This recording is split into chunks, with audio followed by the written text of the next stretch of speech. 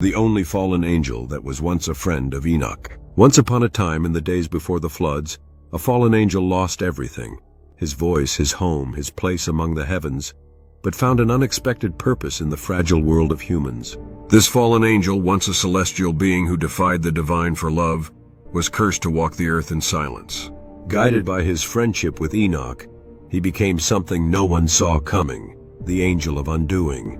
With his voice shattered but his mind sharp, he turned his fall into a mission to teach humanity how to fight back against the very magic that threatened to destroy them.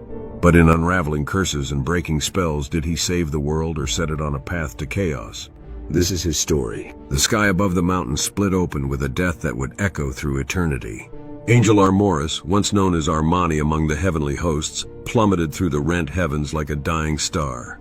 His pristine white wings, now scorched and blackened at their tips, fought against the descent but could not defy the force of his expulsion. The air around him crackled with divine energy as he fell, each passing moment stretching into an eternity of shame and regret. He landed hard upon the rocky terrain of Mount Hermon, where 19 other watchers had already gathered. Samiasa, their leader, stood prominent among them, his powerful frame radiating both authority and defiance. Armoris's body trembled, not from pain, but from the sudden absence of celestial song. The harmonious resonance that had accompanied every moment of his existence was gone, leaving only an oppressive silence that pressed against his consciousness. The transformation began immediately. His once radiant form started to adapt to earthly limitations, his senses recalibrating to mortal perceptions. Most devastating was the loss of his voice, the instrument through which he had once chanted the sacred melodies of creation. When he tried to speak, only a hoarse whisper emerged, carrying none of the power or clarity it once possessed. This mute condition, he would later learn, was part of his punishment, inflicted by Belphegor himself for his role in the rebellion. As he looked around at his fellow fallen, Armoris felt the weight of their collective transgression. They had all been seduced by the same desire, the longing for human women whose beauty and mortality seemed more intoxicating than the eternal purity of heaven. Each angel bore the marks of their fall differently. Some nursed broken wings, others moved with awkward unfamiliarity in their new forms.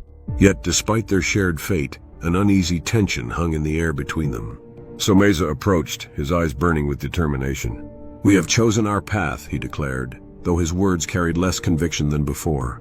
"Let us make the most of our new existence."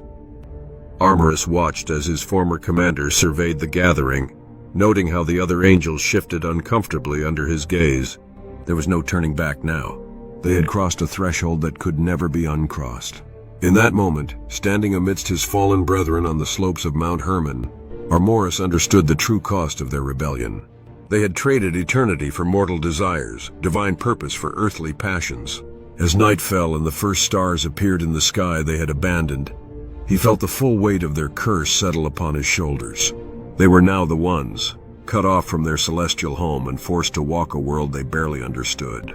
In the shadowed valleys below Mount Hermon, Armoris discovered his peculiar talent among the fallen.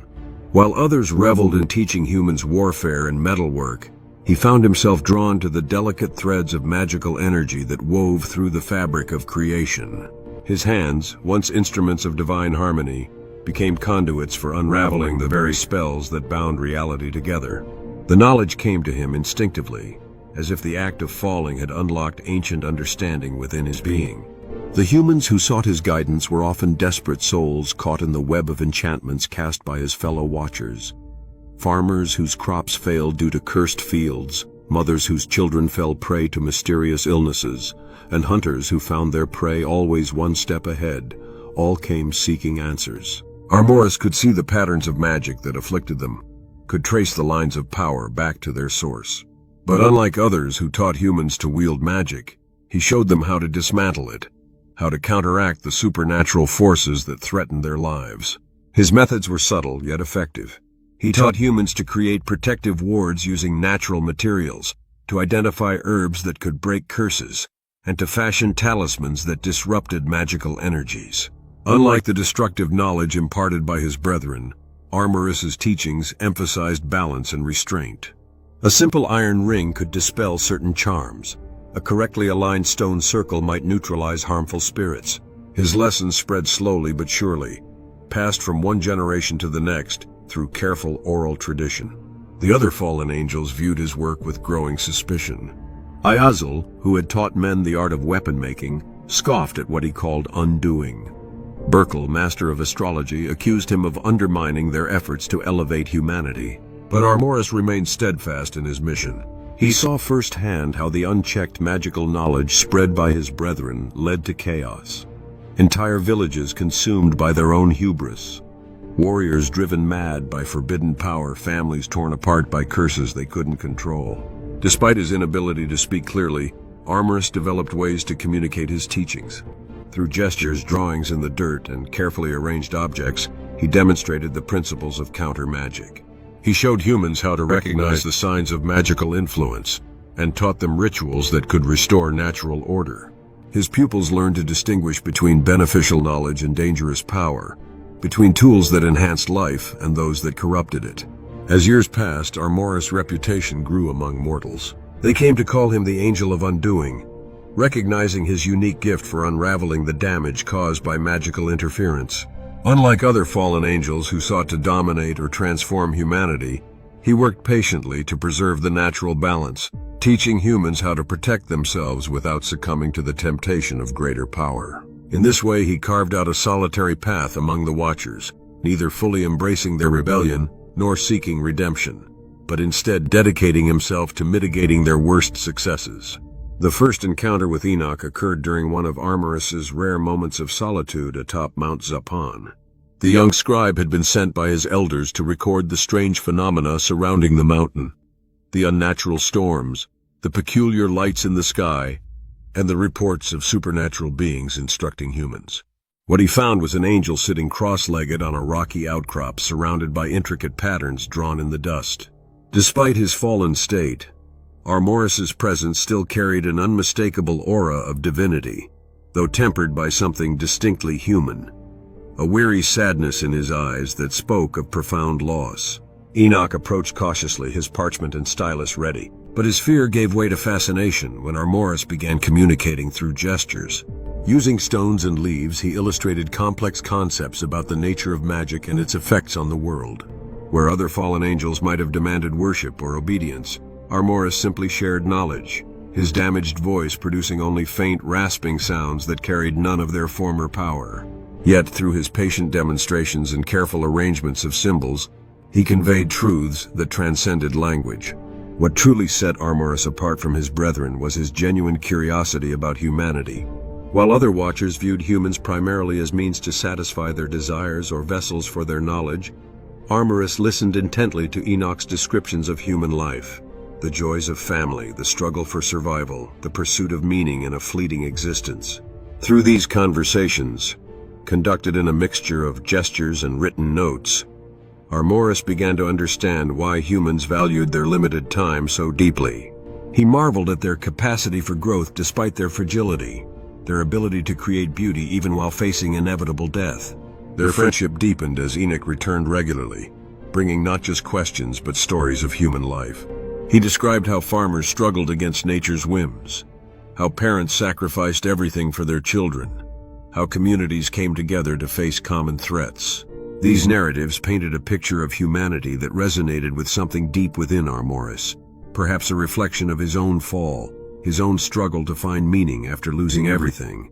Unlike other fallen angels who sought to remake humanity in their image, Armoris began to see value in preserving what made humans distinct. Through their interactions, Armoris developed a unique perspective on his role.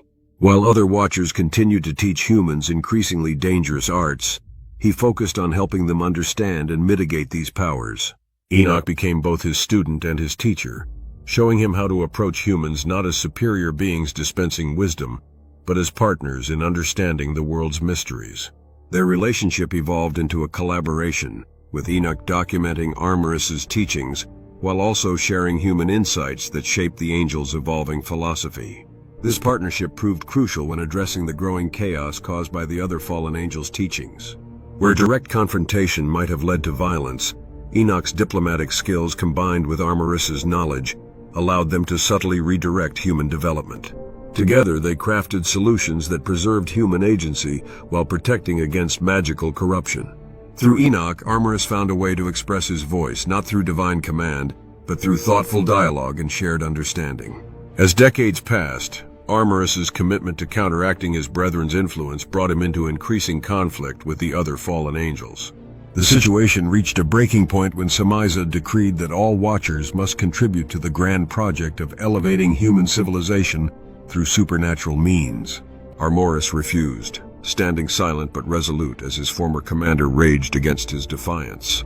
The tension escalated when Aziel personally confronted him, accusing him of betraying their cause by teaching humans to resist their gifts. The real test came when Bararakel attempted to corrupt an entire valley with astrological enchantments that would bind its inhabitants to serve the Watchers.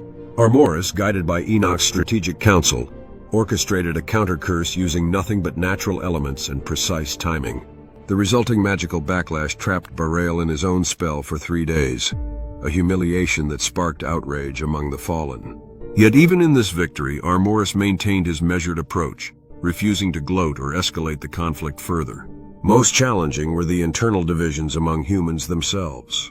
Many had grown dependent on the power granted by the fallen angels, and viewed Armorus's teachings as a threat to their newfound status. Villages would sometimes turn against those practicing his methods of protection, believing them to be denying progress. On several occasions, Armorus found himself defending his students from mobs incited by agents of Sayaza's followers. Each such incident weighed heavily on him, knowing that his actions might inadvertently cause harm to those he sought to protect. The moral complexity deepened when he discovered that some humans were using his counter-magic techniques not for defense, but to attack rival communities. In one particularly troubling case, a group of villagers used his warding methods to create an impenetrable sanctuary, then proceeded to raid neighboring settlements with impunity. Armorus faced the difficult decision of whether to revoke his teachings or trust that humans would eventually learn to use his knowledge responsibly. After much deliberation with Enoch, he chose to continue his work, believing that withholding knowledge would only leave people more vulnerable to magical manipulation. Perhaps the most painful challenge came when several of his former students, empowered by his teachings, began hunting down other fallen angels. Though their intentions were to protect humanity, their methods grew increasingly violent and indiscriminate. Armorus found himself caught between protecting his fellow Watchers and preventing humans from becoming mirror images of the very forces they opposed.